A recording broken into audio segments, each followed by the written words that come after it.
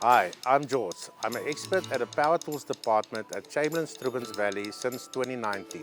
Today I'm going to show you how to operate your generator. First of all, your generator needs to stand level. Check your oil so that your oil level is right at the top. Then you need to make sure there's enough fuel in your tank. Come to your valve, your petrol valve. It's on an off position now. You put it on an on position. Your choke is on your right, you leave it there, you start your machine.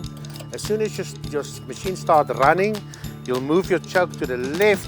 From there you can plug in whatever you need to plug in for your use. Here at Chamberlain's we sell different makes and different models of generators, petrol and diesel.